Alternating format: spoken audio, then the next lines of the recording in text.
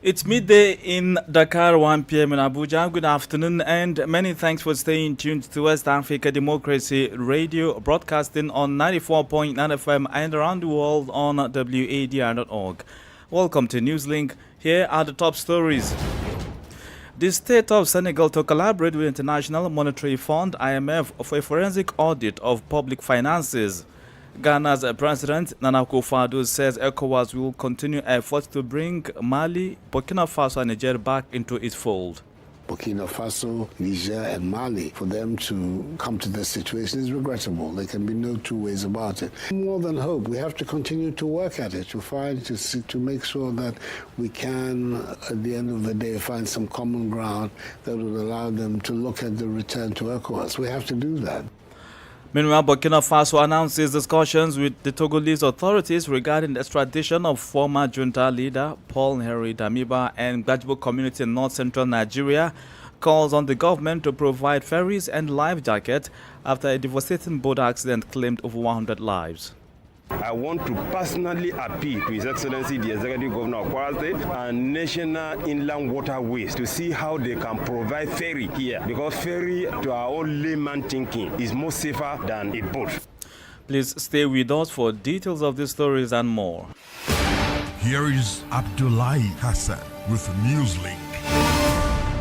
Many thanks for joining our broadcast and a warm welcome to our listeners in the Gambia, Ghana, Liberia and Sierra Leone. The Senegalese government and International Monetary Fund (IMF) are collaborating on a forensic audit of the nation's public finances. The financial exercise covers the period from 2012 to 2024, about the same time exact duration of former President Macky Sall's administration. The collaboration was cemented by President Bassirou Diomaye Faye via X, stating that he welcomes the IMF's proposal to help the government reconcile figures from the account book.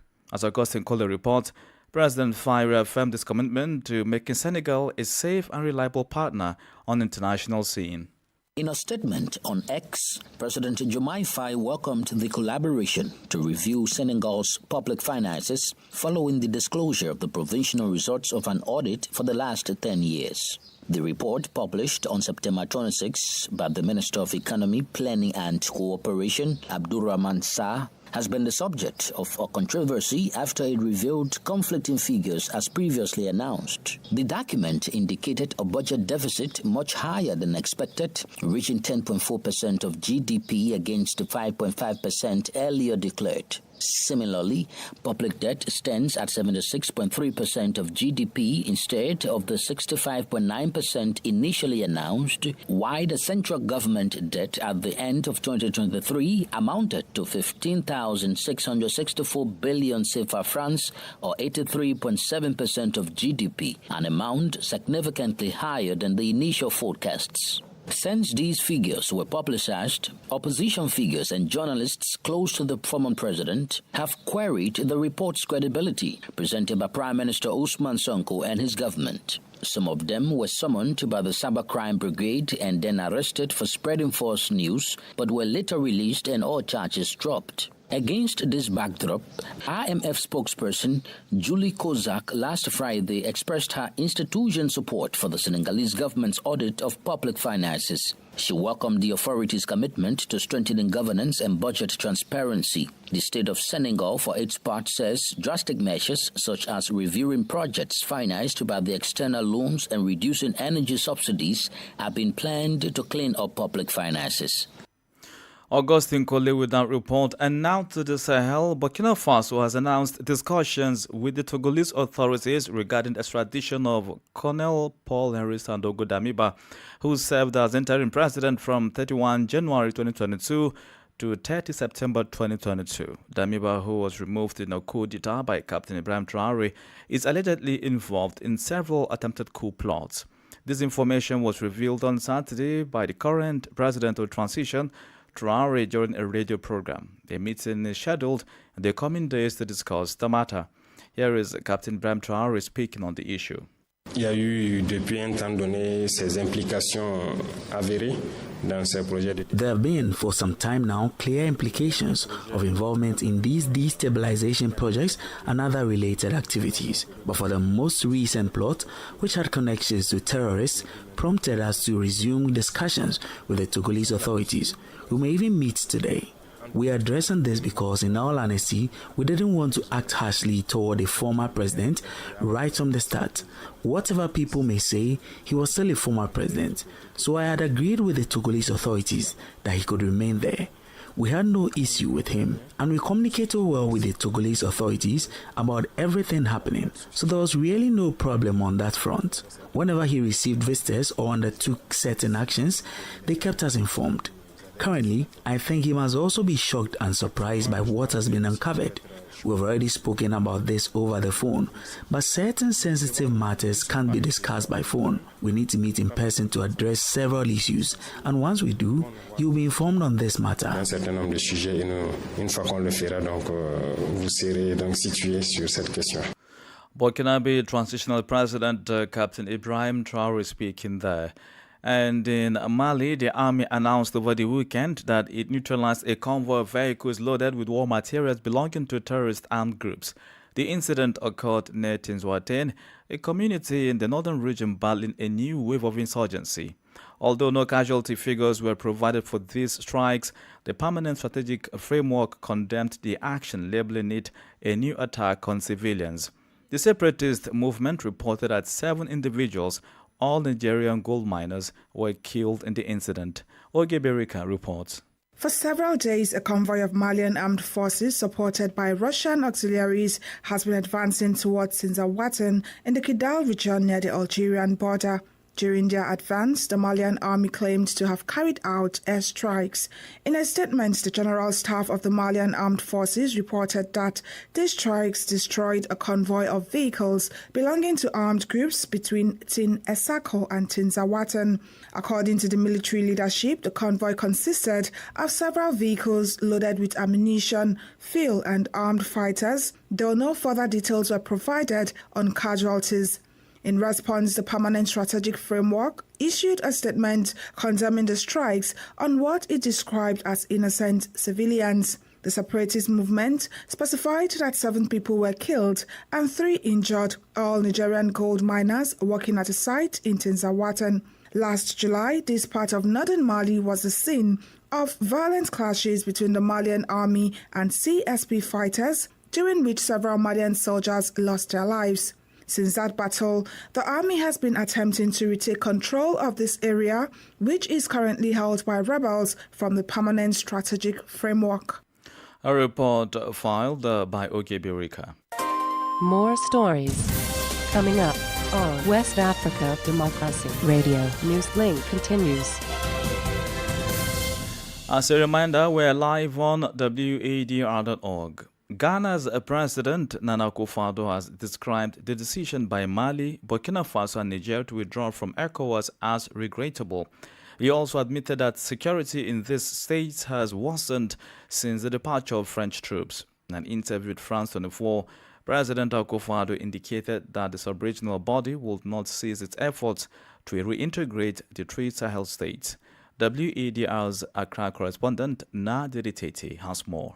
In January of this year, the 3 Sahelian nations, Mali, Burkina Faso and Niger, announced their withdrawal from ECOWAS after the sub-regional body imposed various sanctions following military takeovers. The 3 nations accused the regional body of failing to support their fight against terrorism and insecurity while imposing illegal, illegitimate, inhumane and irresponsible sanctions. They have now formed the Alliance of Sahel States. In an interview with France 24, President Akufo-Addo described the exit as unfortunate, indicating that ECOWAS will continue its efforts to bring the 3 countries back into the fold. Burkina Faso, Niger and Mali, for them to come to this situation is regrettable. There can be no 2 ways about it. More than hope, we have to continue to work at it, to make sure that we can, at the end of the day, find some common ground that will allow them to look at the return to ECOWAS. We have to do that. They are 3 important members of our community, and we can't just wash our hands off them.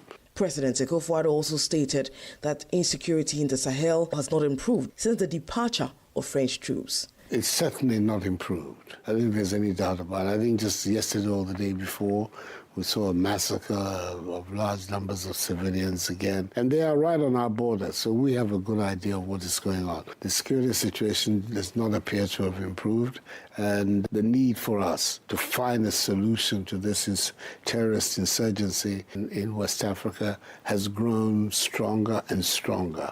Additionally, he criticized the continued detention of Niger's ousted President Mohamed Bazoum. It's completely unacceptable that a democratically elected leader like Bazoum should be treated in the manner in which he has been treated. Essentially, people are throwing mud in the face of the Nigerian people. We have to continue to insist on his freedom. For WADR, Nadidi Teti, Accra. Well, let's now take you to Nigeria, where the people of Gbajibo community in Kaima local government area of Kwara State North Central region are calling on the government to provide ferries and life jackets to prevent future boat accidents. The plea comes after a tragic incident that claimed the lives of 130 people, with only 10 survivors currently receiving treatment at the village health facility. WADR's Abuja correspondent Usman Omar reports. The boat, carrying over 300 passengers, was on its way from Gbajibo to Mundi, a village in Mokwa local government area of neighboring Niger State, when it overturned on Tuesday night. The passengers were on their way to celebrate the annual Maulid celebration, a celebration of the Prophet Muhammad's birth. Muhammad Dahir is a survivor. We take over around after 6, going for a program at the other side of the river there. When we go to a certain stage, we are receiving a signal of the boat that there is a mistake that they did from the Luni. And after the signal we had, we notified the boat owner that this signal is not a normal signal that will take us to survive. He said, well, let's be moving to a side so that if anything could happen, we have place to drop immediately. The community's demand for ferries and life jackets is urgent as boat services have resumed without any visible changes, sparking concerns among residents. I want to personally appeal to His Excellency the Executive Governor of Kwara State and National Inland Waterways to see how they can provide ferry here, because ferry, to our own layman thinking, is more safer than a boat. The Kwara State government has responded to the community's plea with the delegation led by Speaker Yakubu Danladi Salihu visiting the area to offer condolences and support. What we saw here, we are at the clinic. I'm assuring the people of Gbajibo community that Malan Abdurrahman Abdrazak will fix the basic health center here in Gbajibo. In September of last year, at least 24 people lost their lives when a boat capsized in the same area. The boat, carrying more than 50 passengers, was en route to farms for crop harvesting. Similar tragedies have occurred across Nigeria, including an incident in Niger State where over 60 women and children died in a boat accident after a religious festival. In Sokoto State, 25 people died and many are still missing after a canoe overturned on the Dundanye River. For Newslink on West Africa Democracy Radio, Usman Umar reporting from Abuja. And just before the break, the Ivorian government has tightened security measures in university residences following the discovery of a student's lifeless body last week. After banning union and student activities, the government also ordered the eviction of students illegally occupying rooms in social housing on campuses. While some students are unhappy with this decision, the authorities remain firm in their stance. You are listening to Newslink here on West Africa Democracy Radio, broadcasting on 94.9 FM and online on wadr.org. Here's a reminder of our top stories. The state of Senegal to collaborate with the International Monetary Fund, IMF, for a forensic audit of public finances. Ghana's President Nana Akufo-Addo says ECOWAS will continue efforts to bring Mali, Burkina Faso and Niger back into its fold. Burkina Faso announces discussions with the Togolese authorities regarding the extradition of former junta leader Paul Henri Damiba. Gbajibo community in north-central Nigeria calls on the government to provide ferries and life jackets after the devastating boat accident claimed over 100 lives. Still ahead in the news, we have the press review, guest interview, and sports news. Please stay with us. You are listening to West Africa Democracy Radio, broadcasting from Dakar, Senegal. We are live on wadr.org and on YouTube at WADR. In Liberia, efforts are underway to boost the country's domestic cultivation of rice, the country's staple food. According to the World Bank, about $224 million is spent on importation of rice annually. A company has thus introduced the cultivation of a fast-growing variety. From Monrovia, Grace Joshua completes the story. Rice, Liberia's staple food, constitutes a significant percent of the country's inputs, with between 50% and 70% of the rice consumed being imported.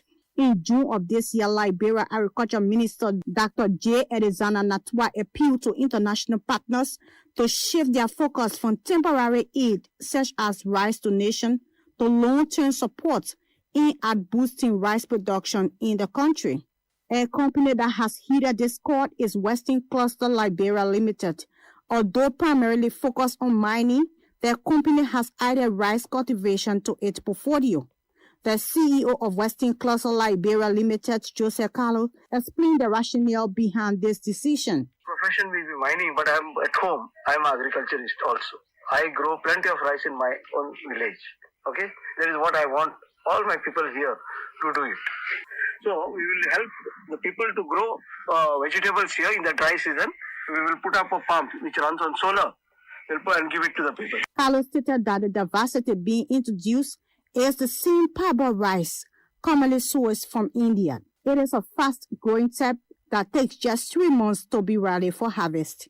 For West Africa Democracy, Grace Joshua there with that report. This is the newspaper review. Stay abreast and find out what the top stories are in your country. This is the newspaper review. The newspaper review. For today's press review, let's join WADR Usman Umar in Abuja, standing by with headlines from national dailies. We begin with the Daily Trust newspaper. How multi-billion naira illicit arms entered Nigeria 23 times in 7 years with riders. Trend portends grave danger. This is according to experts. Investigation ongoing. This is coming from Nigeria Customs Service. Other stories from the front page of the Daily Trust. Higher interest rate painful for borrowers but necessary to control inflation. This is coming from the Central Bank of Nigeria. Gunmen abduct school principal, 8 others in Kaduna. Abuja-Kaduna-Kano Highway. Federal government threatens to revoke Berger's contract over price dispute. We take leave of the Daily Trust newspaper to quickly take a look at First News newspaper. Swift action. Fubara installs Rivers local government chairman 24 hours after poll amid political tensions. The rider urges them to be calculative, follow his leadership blueprint. Rivers State, one of the oil-rich states in the South region of Nigeria, conducted its local government elections amid political tension. Of course, there has been a brewing tension between the former governor of the state, who is now the minister of the Federal Capital Territory, even though he is of the opposition People's Democratic Party. He has been co-opted into the government of All Progressive Congress of Bola Ahmed Tinubu to serve as minister, one of the very important ministers in Tinubu's cabinet. And, of course, there has been a struggle. There has been some political tension between him and his successor, that is Siminalayi Fubara. But the new twist to that very political tension was the outcome of the local government elections, where the people that were supported by the governor actually won the election, but the PDP decided not to participate following the directives of the Minister of the Federal Capital Territory, that is Barrister Ezenwenye Somwiki, whom we understand his camp is now in court to challenge the outcome of that election. But in a very swift action, the governor of the state, 24 hours after the polls, the first time this is seen in Nigeria, has already installed the local government chairman. SERAP, that is Socio-Economic Rights and Accountability Project, a non-governmental organization, urges President Tinubu cut off funds to states failing to hold credible local government polls. This is coming because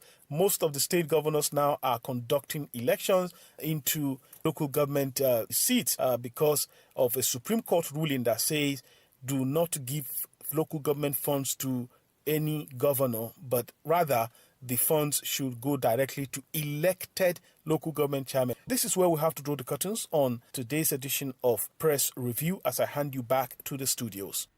Many thanks, Usman Omar, for the press review. Politics, analysis on major news, social matters, and all. This is A Guest. Our guest interview this afternoon features Dr. Sheikh Tijan Achi, coordinator of the Action and Development Program, an NGO that seeks to improve the living conditions of women and address speculations surrounding the use of contraceptive methods. Achi was speaking to WADR's Esuli Jeju at the just-ended Forum on Reproductive Health in Lomé, the Togolese capital. According to him, some women believe, for example, that these methods can cause them to lose their fertility or contract serious illnesses such as cancer. Il y a plusieurs types de rumeurs sur les méthodes contraceptives, mais aussi il y a d'autres rumeurs qui ne sont pas que sur les méthodes. There are many rumors about contraceptive methods, but there are also rumors that are not only about contraceptive methods, but that have serious consequences on the practice of contraception in our country.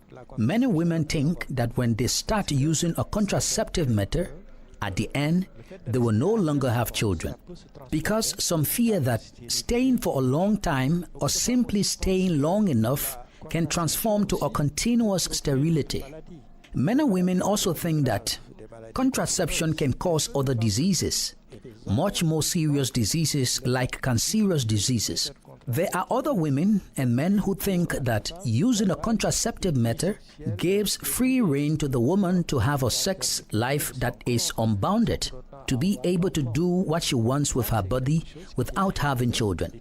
This is something that is very well known, and that makes a lot of men not want women to have contraception if they believe in religion.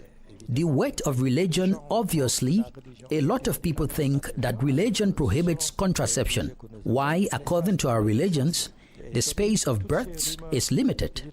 All these rumors are simply due to ignorance, a lack of information, lack of awareness on the part of these women about the importance of family planning. So, we have to teach women that these rumors are not always true.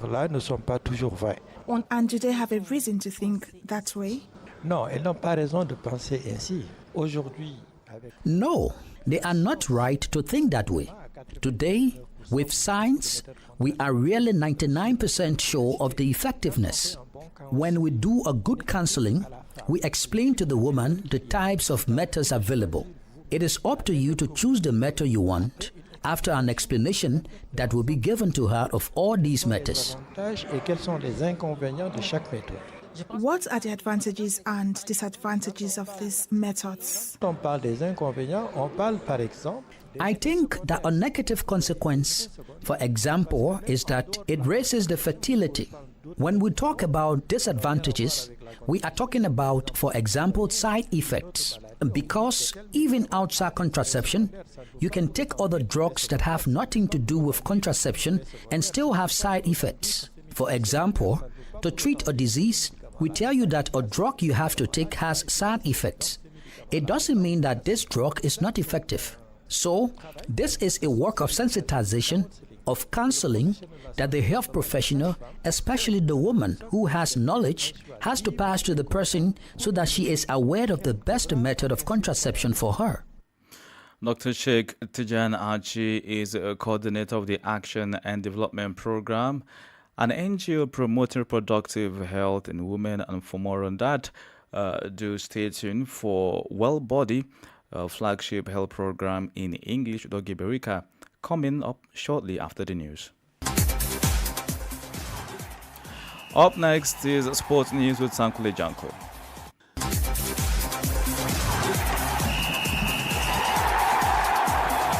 Hello there, warm welcome and thank you for joining us. Super Eagles captain William Chris Ekong of Al Khulud in the Saudi Pro League has been recalled to the Nigerian national football team. This comes after Nigeria's interim coach Augustine Egovan announced a 23-man squad for this month's double-legged 2025 Africa Cup of Nations qualifiers against Libya.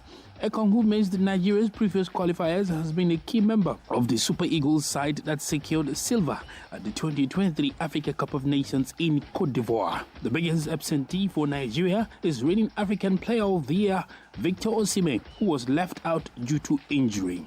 Nigeria will host Libya at the Godswill Akpabio Stadium in Uyo on Friday, 11 October, before flying to Benghazi to take on Libya in the return leg on Tuesday. Elsewhere, Asante Kotoko moved top of the Ghana Premier League after a 1-0 win against Accra Lions on Sunday. Albert Noah scored in the 48th minute to send the Porcupine Warriors to top of the table with 11 points. Meanwhile, Nostraman FC thumped Legon City's 3-1 on matchday 5 of the league on Sunday. And Gambia international Yankuba Minte scored his first ever Premier League goal to lead Brighton to a remarkable comeback to win Tottenham Hotspur in the English Premier League on Sunday. Minte scored shortly after the break to make it 2-1 before Jorginho Ruta and Danny Welbeck completed the comeback to win 3-2 at the Annex Stadium. And that's it for sports. It's back to you. Sports was brought to you by Sam Janko. And with that, we've come to the end of this edition of Newslink here on West Africa Democracy Radio, broadcasting from Dakar, Senegal. Thank you for listening, and many thanks to Krista Mukidi and Maojo Juf for the technical support. Do interact with us via social media platforms, X, Instagram at WADR News, on Facebook, WADR English Service, and stream live on WADR.org. Do join Esuli Jeju at the top of the hour of 1 p.m. for the second edition of comprehensive news package in French Info Chivu. I'm Abdullahi Hassan. Good afternoon. And many thanks to you for listening to Newslink via Hot 104.3 FM.